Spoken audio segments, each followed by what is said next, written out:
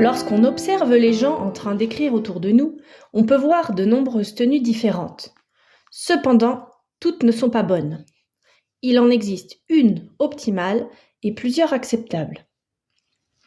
La prise tripode dynamique est la meilleure tenue de crayon. Elle permet une écriture fluide et sans crispation. Le crayon est tenu entre l'extrémité du pouce, de l'index et le côté du majeur au niveau de l'articulation.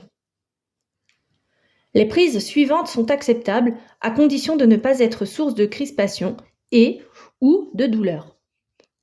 La prise tripode latérale ressemble à la précédente, sauf que l'extrémité du pouce vient se placer sur l'index.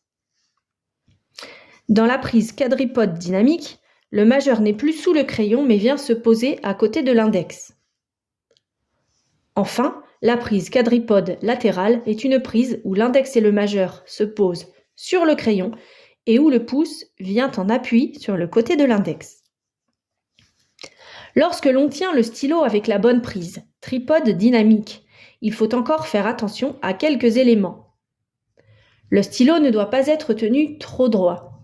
Le corps du stylo doit reposer dans ce qu'on appelle le hamac, c'est-à-dire dans la zone entre le pouce et l'index. S'il est en appui sur le côté de l'index, c'est trop droit. Les doigts doivent être à bonne distance de la pointe du crayon.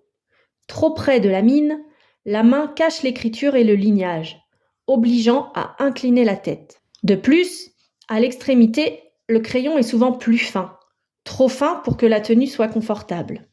À l'inverse, trop loin de la mine, le crayon devient très incliné et la maniabilité diminue.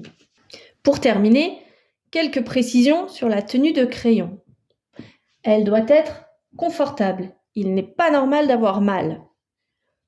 Elle est modifiable à tout âge, bien qu'elle soit plus facile à changer chez les plus jeunes.